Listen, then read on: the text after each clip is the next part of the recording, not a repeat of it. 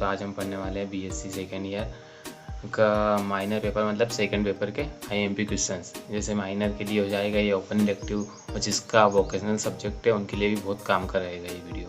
अब मैं ये सारे इतने महत्वपूर्ण क्वेश्चन का जिक्र करने वाला हूँ जिसमें से एक भी क्वेश्चन आपका एग्जाम में से बाहर नहीं जाने वाला है। अब पहला प्रश्न क्या है हमारा, प्राचीन भारत में रसायन विज्ञान में नागार्जुन की भूमिका पर प्रकाश डालिए। दूसरा है प्राचीन भारतीय रसायनज्ञ में विज्ञान में वाघभट्ट के योगदान को लिखिए। तीसरा प्रश्न ही देखो, ये क्या है, महारस के बारे में समझाना। अब ये प्रश्न बहुत ज़्यादा बार पूछा जाता है। फिर उसके बाद है महारस के अंतर्गत ये आते हैं, निम्न पर टिप्पणी लिखिए। जैसे गिरी सिंदूर, अंजन, शिलाजीत और लाजाव्रत, ये सभी महारस के अंदर ही आते हैं। उसके बाद है संयोजकतावंत सिद्धांत को विस्तार से समझाइए। ये 11th 12th में भी वैसे आ चुका होगा। क्रिस्टल क्षेत्र सिद्धांत की प्रमुख अवधारणाएं और इसके अनुप्रयोग लिखिए। उसके बाद है CFSC से आप क्या समझते हैं, ठीक है। उसके बाद नेक्स्ट है चतुष्फलकी और अष्टफलकी संकुलों के लिए ऊर्जा स्तरों में को समझाइए। मतलब स्तरों में अंतर भी आता है इसमें एक, और आयनीकरण समावयता को उदाहरण सहित समझाइए। उसके बाद है प्रकाशीय समावयता को समझाइए। समन्वय यौगिकों में विभिन्न प्रकार की संरचनात्मक समावयता को समझाइए। फिर क्या है, मैग्नीज की प्रमुख ऑक्सीकरण अवस्था बताइए। देखो ये सारे प्रश्न आपको कम से कम 15-14 नंबर के जो प्रश्न आते हैं लास्ट में 2, उतने बड़े बड़े याद करने हैं, जिससे आप इसको शॉर्ट में भी लिख सको, 9 नंबर में भी लिख सको, और 14 नंबर के प्रश्न में भी आप आराम से लिख सको। और इसमें से एक भी क्वेश्चन बाहर नहीं जाने वाला है। अगर आप इसको पूरी तरह अच्छे से याद कर लेते हो तो आपके लिए बहुत अच्छा रहेगा। प्रथम संक्रमण श्रृंखला के परिवर्तनशील संयोजकता की व्याख्या करिए। उसके बाद है लैंथेनाइट के विलगमन की विधियों को समझाइए। उसके बाद है ट्रांसयूरेनिक तत्व किसे कहते हैं, और उसके बाद है एंथैल्पी को उदाहरण सहित परिभाषित कीजिए। फिर एंट्रोपी को उदाहरण सहित समझाइए और इसकी गणना की व्याख्या कीजिए। और फिर कार्नोट चक्र के आधार पर एंट्रोपी समीकरण की व्युत्पन्न कीजिए।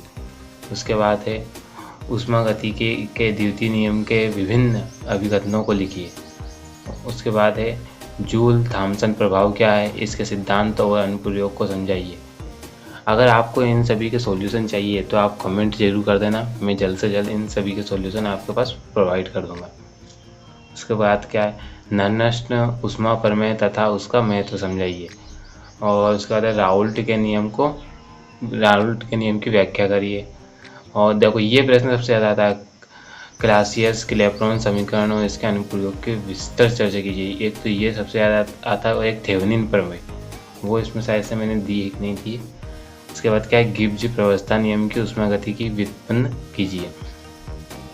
फिर क्या है, दो घटक तंत्र के प्रवस्था आरेख को समझाइए। उसके बाद देखो ये जो नीचे वाला ये प्रश्न आया है ना, NaCl तंत्र का विस्तार से वर्णन कीजिए।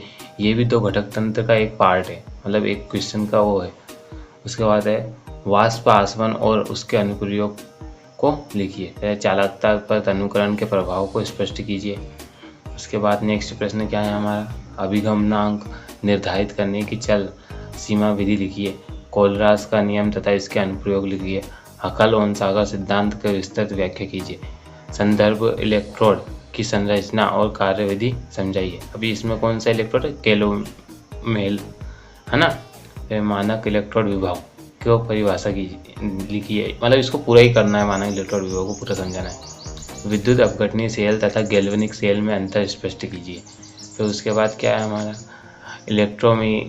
इलेक्ट्रोकेमिकल श्रृंखला और उसके अनुप्रयोग लिखिए। अब ये कितने क्वेश्चन हो गए तुम्हारे, 35 क्वेश्चन हो गए। ये 35 इतने इंपॉर्टेंट क्वेश्चन हैं जिनके बारे में आप सोच भी नहीं सकते।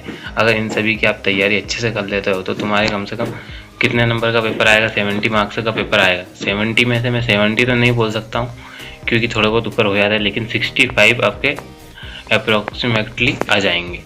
अगर आपको ये क्वेश्चन पेपर में देखने को मिलते हैं और इससे आपको कुछ फ़ायदा होता है तो प्लीज़ एक सब्सक्राइब तो बनता है और वीडियो को एक लाइक। अगर आपको इन सभी का आंसर चाहिए तो आप कमेंट में ज़रूर बता देना। Thank you, keep trekking.